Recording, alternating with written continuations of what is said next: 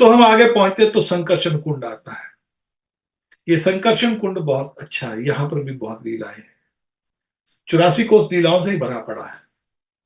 तो यहां पर एक बार राधा रानी को कृष्ण मिल नहीं रहे, और जटिला कुटला जो है, तो उनकी सास और ननद वो मिलने नहीं दे रही, तो कैसा करें। तो भगवान यहां पर लीला करते हैं। भगवान क्या करते हैं, चूड़ी वाला बन के आ जाते हैं। चूड़ी वाला बन के आते हैं, सुहाग चूड़ियां बेचते हैं, और चूड़ी बन तो वहां पर समाचार पहुंचा दिया जाता है, और एक चूड़ी वाला आया है।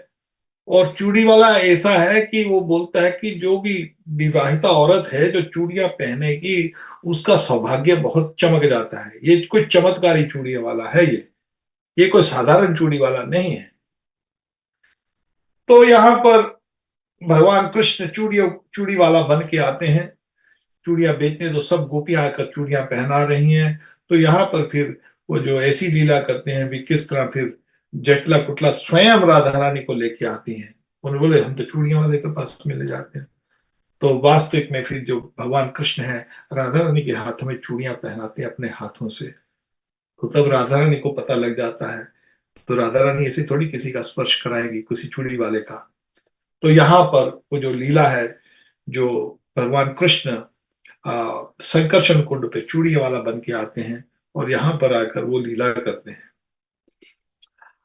अब हम थोड़े सा और आगे चलेंगे, और आगे चलते हैं तो यहाँ पर गोविंद कुंड आएगा। अब यहाँ पर सब लीलाएं यहीं पर होती हैं। गोविंद कुंड एक बहुत ही आ, ये स्थली जो है, गोविंद कुंड की जो स्थली है, यहाँ पर गोविंद कुंड जो है, जब 7 दिन 7 रात इंद्र ने बारिश की, तो जब उसको पता लगता है कृष्ण ही परम ब्रह्म है, तो आकर कृष्ण के पांव में पड़ जाता है, हे कृष्ण हे कृष्ण, अरे मैं तो बहुत पापी हूं, मैं तो इतना बुरा हूं, मैंने इतना, अरे मेरे को आप क्षमा करो, मेरे को क्षमा करो। तो वहां पर आकर फिर जो इंद्र है, इंद्र का मान भंग होता है। तो ये गोविंद कुंड के ऊपर आके मान भंग होता है। अब गोविंद कुंड के ऊपर फिर वहां पर जो जो इंद्र है, ऐरावत के संग वहां पर एक जगह स्थली है, जहां पर कृष्ण को बैठकर वहां पर आ, भगवान जो उसका उनका जो इंद्र है, जो उनका अभिषेक करते हैं। अब यहाँ पर एक और बात है कि वो इधर से भी रास्ता है, वो पुंछी के लोटा के बाद साधारण तो उधर से भी रास्ता है, जो कि सुरभि कुंड। अब ये जो गोविंद कुंड का जो जल है, ये सुरभि गाय आती है संग में, किसके संग आती है, इंद्र के संग। अब इंद्र को माफी मांगना है, इसलिए गाय की पूजा बहुत जरूरी है। अब गाय की शरण लेता है।